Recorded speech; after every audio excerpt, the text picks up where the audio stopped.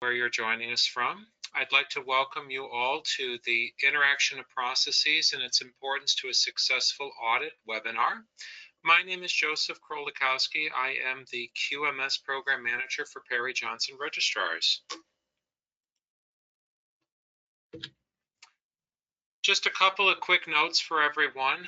All of our participants today are on mute, but we absolutely want to address your questions. So we do ask that you utilize the question portion of the dashboard. We will address your questions at the end of our presentation. One of the more common questions that we get is whether or not the presentation will be made available after we're finished. We make all of our presentations available in two key ways. First, if you would like to get your hands on the slides, we do make the slides available for download from our website shortly after we're finished. And also, if you'd like to rewatch this webinar with the live voiceover, all of our webinars are put up on our YouTube page, and you can access that as well through our website. Just look for the link entitled Previously Recorded Webinars. Now, our topics for today are going to include some background on why this is such a critical topic. We're going to correlate the requirement back to ISO 9001-2015. We're going to explore a bit of what is and what is not a process, try to give you some sense of where our expectations are coming from and how they are applied. And probably the most popular part of this presentation, we're going to give you some strategies on meeting the requirement, perhaps with minimal change to an existing set of documentation. Now, back in 2014, Perry Johnson Registrars was given a mandate from the accreditation bodies. We were told that we needed to start taking a harder line in reviewing client interaction of process or IOP documents. Now, the reason for this is rooted in a requirement from the ISO 17021 standard, which is now in its 2015 revision. That standard includes a clause that reads as follows. An audit program for the full certification cycle, so in other words, 3 years, shall be developed to identify the audit activities that are required to demonstrate that the client's management system fulfills the requirements for certification. Now, the sticking point that segues into an interaction of processes is this business about the client's management system. We are expected to ensure that our auditors are performing and documenting their audits in such a way that they reflect your management system. So because of that, our policy is to adhere to the interaction of processes. Quality management systems are, after all, made up of processes. So we have to use that IOP in a very strict manner, both in the planning of audits and in the reporting of audits. Now, if the interaction of process document is not well conceived, it's very difficult for the auditor to plan their audit and to record their audit.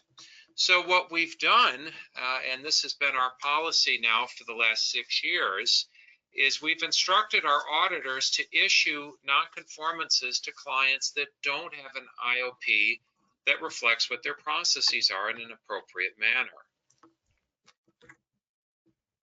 And we base our ability to cite a nonconformance in the ISO 9001:2015 standard, and more specifically within these 3 clauses. In 441, it says that you need to determine the processes for your quality management system. Again, as I mentioned earlier, you have to understand that a quality management system is made up of processes. Secondly, under 441B, you shall determine the sequence and interaction of these processes. And then finally, under 442, you shall maintain documented information to support the operation of processes. So it's in this set of clauses that the requirement for an interaction of processes is rooted.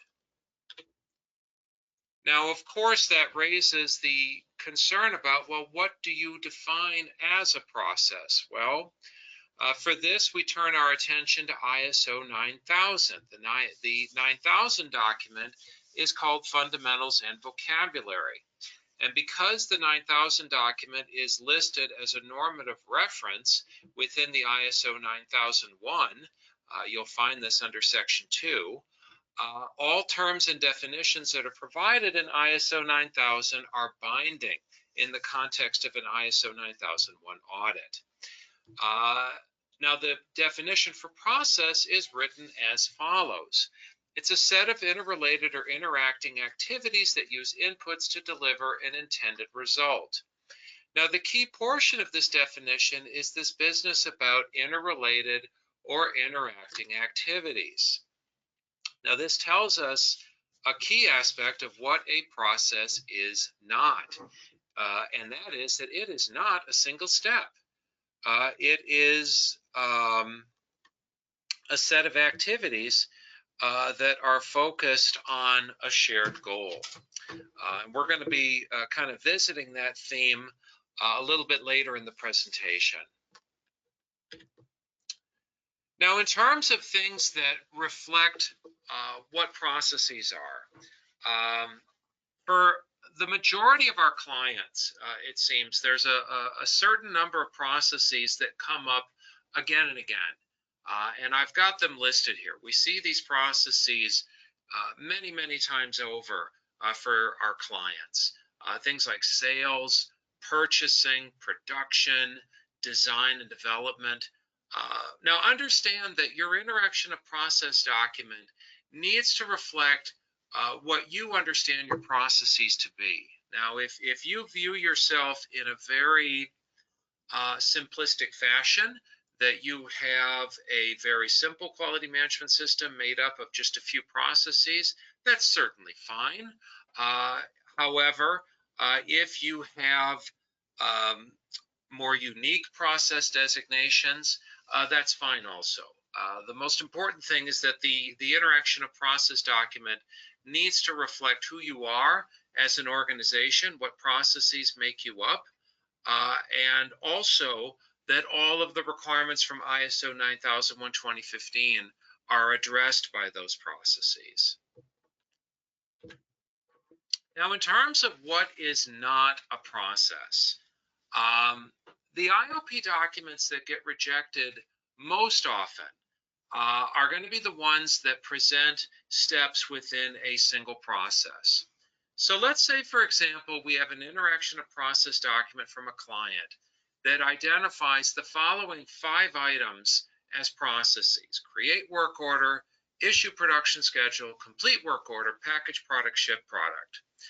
Now, remember our definition of a process. It's a set of interrelated or interacting activities. So based on that, is something like create work order really a process unto itself? Is issue production schedule really a process unto itself? It's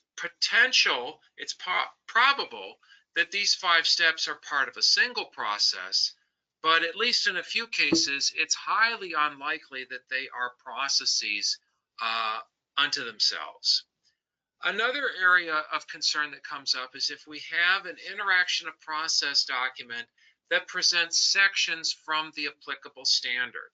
So in other words, if you tell us that your processes have the same titles as sections from ISO 9001, that's going to be regarded with some concern. I mean, how many organizations have a process that they call resource management, or a process that they call monitoring and measurement, and so forth? An interaction of process document that is presented in these ways is going to be regarded with some concern, and it may result in a nonconformance being issued during the audit.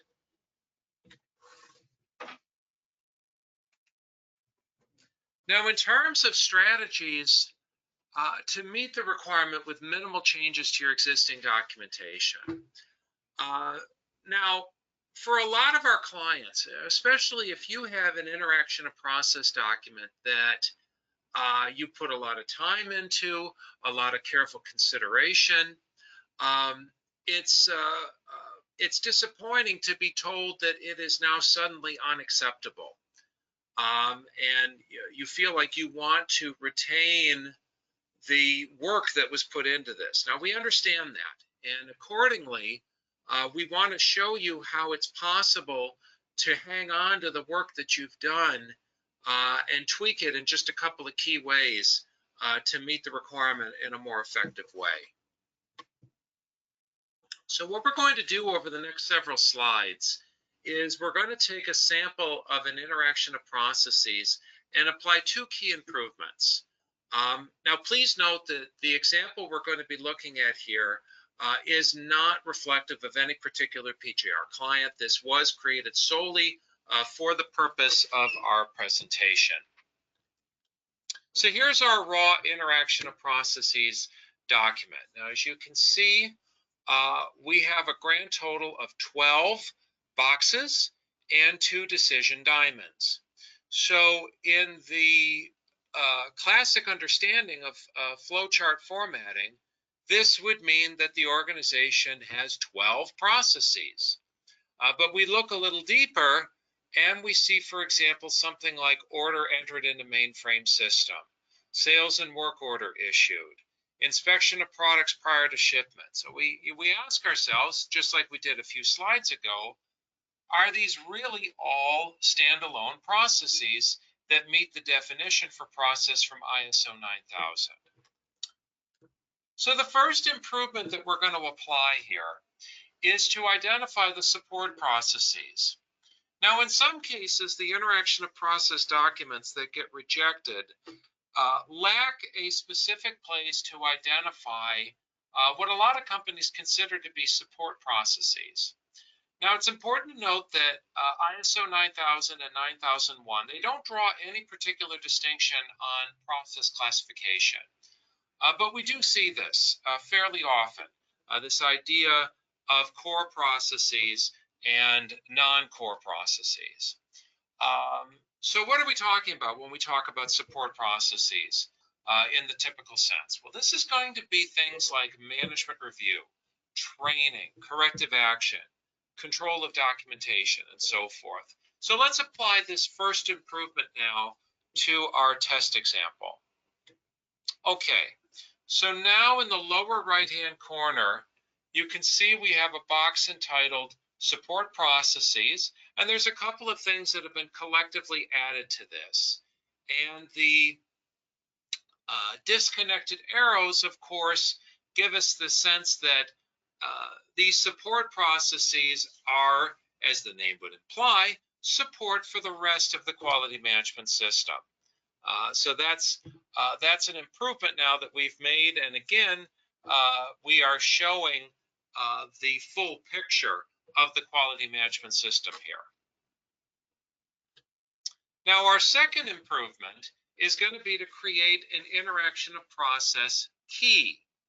Now, this is a very popular strategy that we've seen, and most of the time the key is going to be made up of numbering or alpha characters. And what this does is it enables the original interaction of process document to stay as is. But it serves the quality system and the audit process rather by naming the processes that are made up by the various process steps that are shown. So let's add this final improvement to our test model.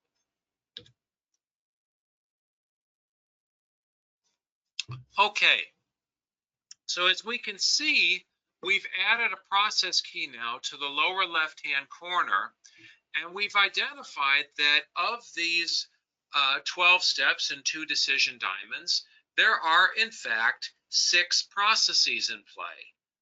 We have sales order entry in orange, we have purchasing in green, production in yellow, shipping in purple, which happens to only have a single box, quality in red, and support in blue, also with a single box. So now we have something. By these 2 adjustments, we've kept the content of the interaction of process as it was before, But we've accomplished now two key things. First, we now know what the processes are. We know what the 6 processes are for this organization, and we now have recognition of support processes. This is an IOP that is ready for audit assessment.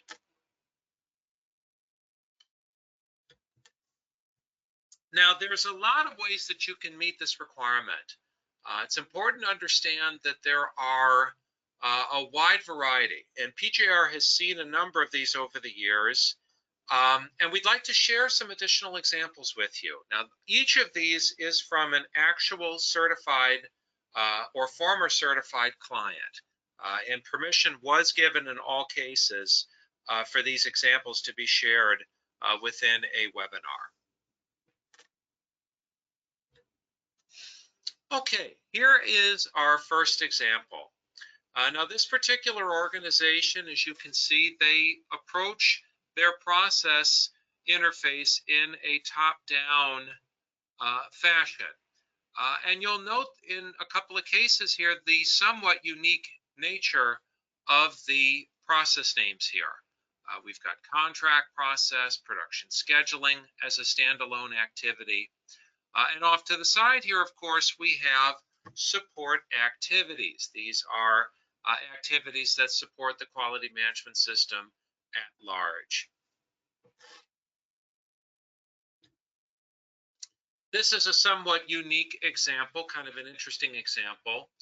This particular organization has also a top-down flow, but also a bottom-up flow.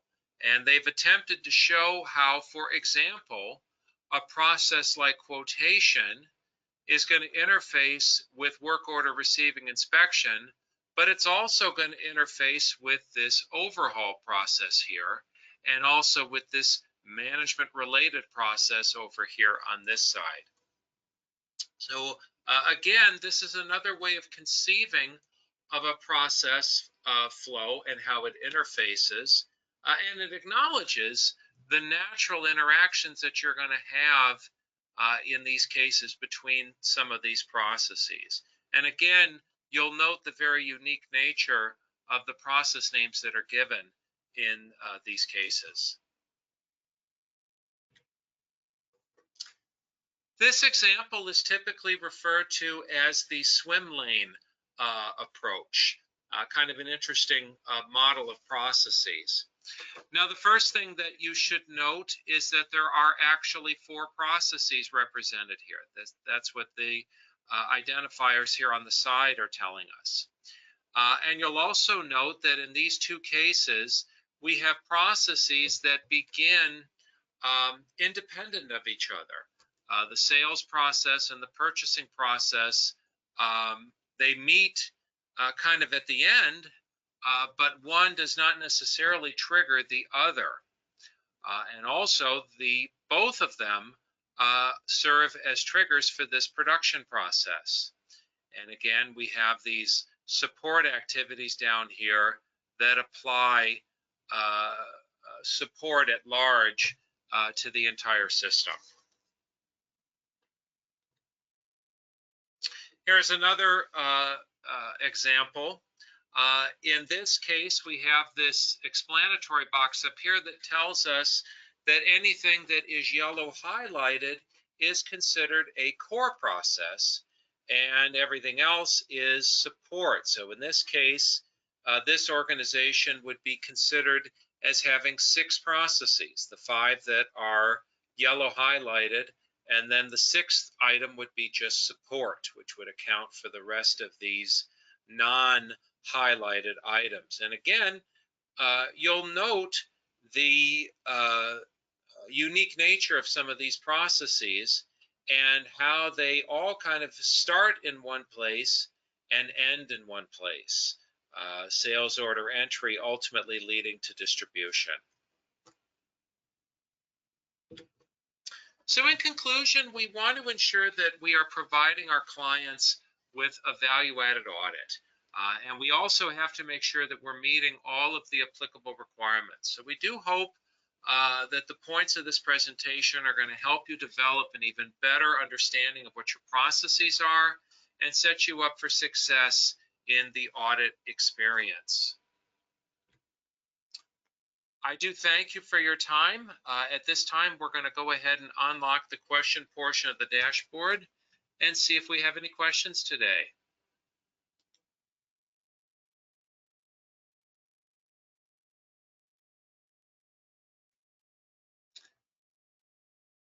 Okay, well then I'll thank all of you for your time. Take care, be safe, and have a great day.